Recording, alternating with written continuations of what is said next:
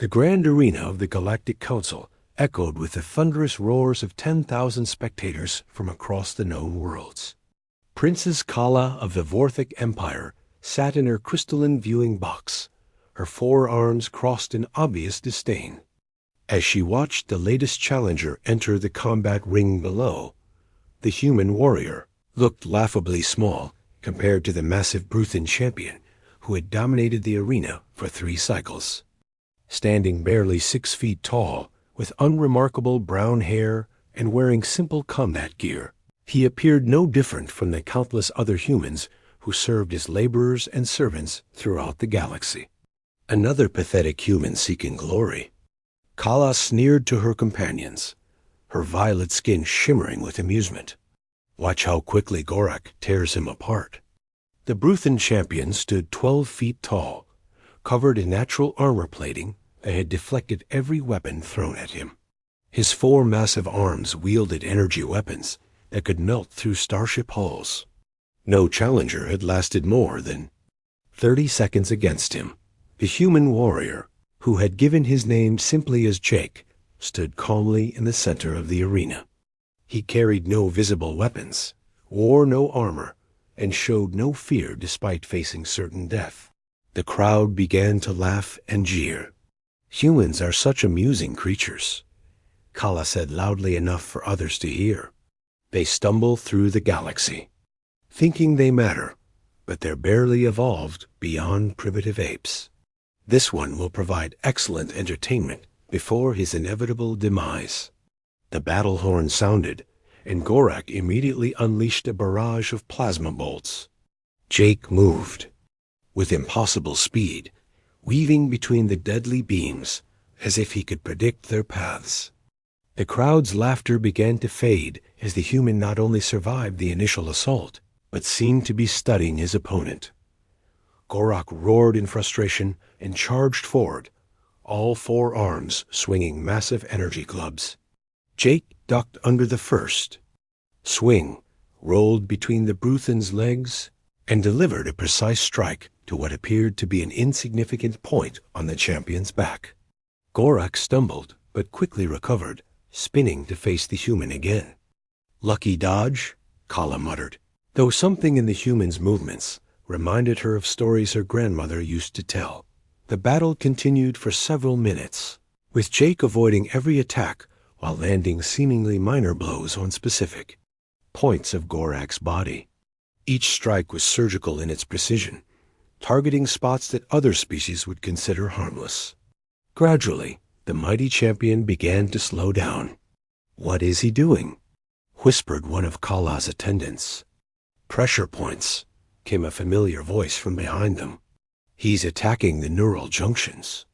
Kala spun around to see her mother, Empress Nara, entering the viewing box with an expression of growing concern. "Mother, you know of human combat techniques?" Kala asked in surprise. "I know more than you might think," Nara replied quietly, her 6 eyes fixed on the warrior below Dot in the arena. Gorak attempted one final desperate assault, bringing all 4 energy clubs down simultaneously. Jake stepped forward instead of back, catching 2 of the massive arms, and using the Bruthan's own momentum to flip the 12-foot giant completely over. Gorak crashed to the ground with earth-shaking force, and Jake delivered a final precise strike to the base of the champion's skull. The mighty Bruthan went limp, unconscious but alive. The arena fell completely silent. In 3 cycles of combat, no one had even wounded Gorak, let alone defeated him.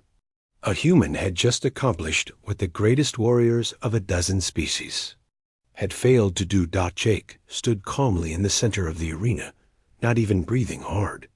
He looked up at the viewing boxes, his gaze seeming to find Kala's location specifically. Even from this distance, she could see his eyes were an unusual shade of green. "Impossible," Kala breathed. "How did a simple human accomplish such a feat?" "Because humans are far from simple," Nara said, moving to stand beside her daughter. "They are one of the most dangerous species in the known galaxy, and most civilizations are fortunate that they choose to be peaceful. But Mother, They serve as laborers and servants throughout our empire. They're weak and compliant. They choose to serve because they value peace above conquest, Nara explained. But when pushed to fight, when their loved ones are threatened, humans become something else entirely. Their bodies produce chemicals that dull pain and increase strength. Their minds calculate probabilities and adapt strategies faster than our most advanced computers. Most importantly, they refuse to surrender even when facing impossible odds. In the arena below, Jake was being declared the new champion. He accepted the honor with quiet dignity, then requested to address the royal viewing box. His voice carried clearly through the arena's amplification system. "Your Majesty," he said, looking directly at Empress Nara, "I have completed the trial as agreed. I claim the right to reveal my identity." Kala looked at her mother in confusion. What trial? What identity? Nara's expression had grown sad and proud simultaneously. "Jake, you have proven yourself worthy. Speak your truth." The human warrior straightened to his full height. "I am Commander Jake Morrison of the Earth Defense Forces, veteran of the Centauri Wars, defender of the outer colonies, and father to Princess Kala of the Vorthic Empire." The arena erupted in chaos, but Kala heard nothing except the thundering of her own heart. She stared at her mother in shock. 24 years ago, during the peace negotiations on Neutral Station 7, I met a human diplomat, Nara said quietly. He was intelligent, brave, and kind in ways I had never experienced. We fell in love, but our peoples were not ready for such a union. When I discovered I was carrying his child, he agreed to return to Earth and let me raise you as a full Vorthic. "But why return now?" Kala whispered. "Because war is coming," Jake's voice carried up from below. "The destroyer fleet has been spotted at the galaxy's edge. Our peoples will need to stand together, and they will need leaders who understand both cultures." Kala looked down at the human warrior who had just proved that everything she thought she knew about his species was wrong.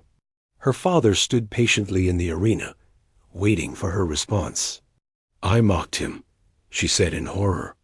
"I called his people primitive apes."